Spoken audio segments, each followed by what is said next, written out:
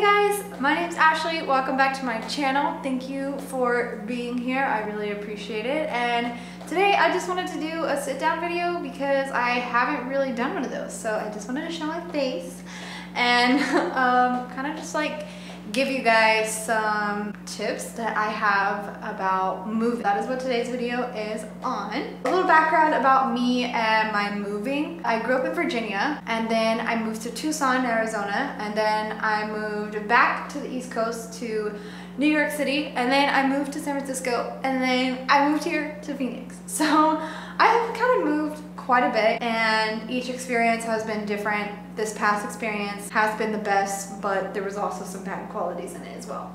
So I wanted to kind of go over with you my tips about moving so much and kind of encourage you if you are looking to move but you're kind of scared too, because it's really not that scary if you just break it down and plan it out and you'll be okay. My first tip is having a job set up when you arrive. My experience with this has been every place I've moved, I have not had a job set up when I've gotten there except for here. So here I had a job set up already at the field that I was working in. So I kind of had it set up, but it was also like when I got here, it didn't really work out. Like I didn't like the office. So that is like the downside of when you're moving. You don't really get to go into the office, meet the people, see what they're like, etc., etc. If you have the opportunity to fly out for an interview, I would recommend doing that. Otherwise, you'll be okay if you just wing it. Like, you can just do it. It's an option in today's world with all the technology that we have now, all the apps that we have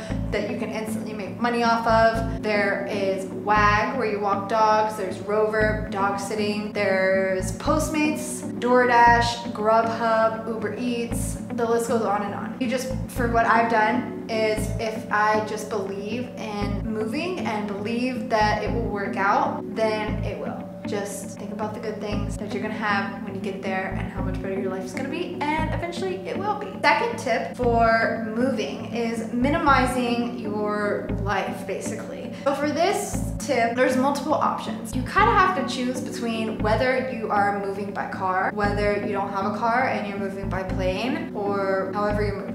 So my suggestion, because I've done both, so when I moved out to here, where I'm at currently from San Francisco, obviously it's driving distance, so I was able to drive my stuff out, and I'll get to that in a second, what you should do with your stuff if you do drive. If you're driving, then you want to move your stuff, I would recommend selling as much stuff as you can before you move.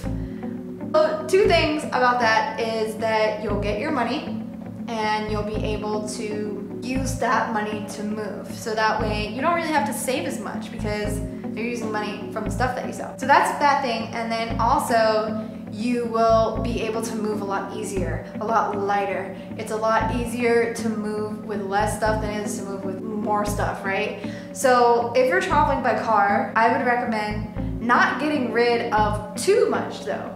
If you're traveling by plane, I would recommend getting rid of like a lot. So it's actually cheaper to, and this is super wasteful, but it's probably cheaper for you to buy new things than it is to send them out. Depending on the distance though, when I moved to New York, I only moved there with 3 suitcases of clothes.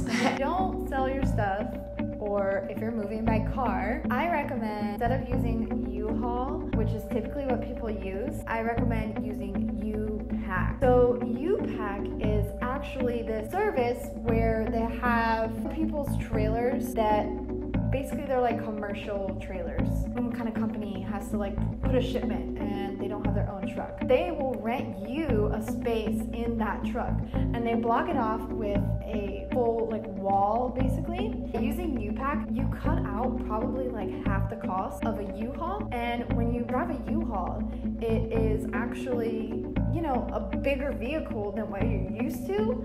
So it's not really comfortable to drive in, and it's just super big, and I'd rather have somebody move my stuff for me any day, right? If it's cheaper, why not do it? Moving from San Francisco to Phoenix, it was actually only $450 to move all of our stuff. So we were able to fit all of our stuff. Granted, living in San Francisco, we only had 2 bedrooms of stuff to move but you can rent a bigger space. It's only like $5 more per foot or something that you need to reserve. The bad thing about U-Pack is that you don't have all of your stuff instant. You're gonna probably go through a little period of not having your stuff. During that period, you need to make sure that you have a sleeping bag. You gotta really think of everything that you'll need for 3 days. My next tip is about buying furniture. Like I was saying earlier, it is sometimes cheaper to buy furniture than to ship it out. It just depends how far, like I said, that you're moving. I mean, if you're moving to another country, like you probably just want to sell all your stuff and buy all new stuff. I totally recommend some apps that you can use to buy secondhand stuff. Coffee tables, desks, end tables, I mean, even dishes, plates. Goodwill has a lot of stuff if you just go and look for it. That's the cheapest option. It's probably Goodwill, any thrift store. My second thing that I would buy stuff from off of the app Letgo, and then also off of OfferUp. Those are really good places to buy stuff. I mean, we got a coffee table that was brand new in the box for really, really cheap. Like, I mean, it's probably like 75% less than what you would buy in the store. This can really save you money, and buying secondhand does not always mean that your stuff will be bad quality, because our apartment is really nice, which I'll give you guys an apartment tour soon as I finish decorating it all. Another thing about buying secondhand is that it's more eco-friendly, so you can not feel as bad about buying all new stuff. When you're on these apps, don't be afraid to haggle. A lot of times people list their stuff for a higher price than what they are actually expecting because they know that you're gonna haggle. Offer less, offer a lot less, and see what they say, negotiate. My next tip is about learning how to make friends. So a lot of people are scared about moving because they're like, I don't wanna leave my friends,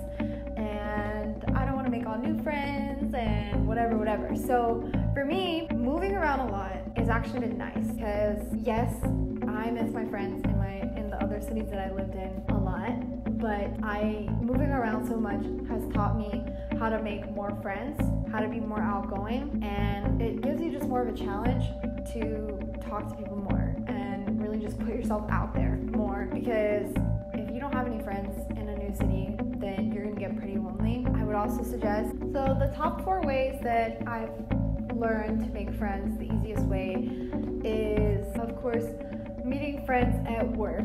So just be more social at work. Find people that you have things in common with, and invite them out for a drink or something after work. Happy hour, let's go get happy hour, let's go grab whatever, let's go grab some tacos, Taco Tuesday. So you know what I mean, like just inviting your friends from work out is a way to make friends pretty easily. The second way to make friends would be to join any rec sports team if you're into sports. I'm not into sports, my partner is, so that's like how she makes friends, but I am into dance. So by going to dance classes, which dance is a little different because people don't really talk to each other that much in dance. It's kind of like a weird competitive thing, I don't know. Just get yourself out there, Google some groups, go on Facebook and search for some sports team group or hobby that you have. Anything that you can put yourself into a group is really helpful. And the final and the best way that I have made friends here in Phoenix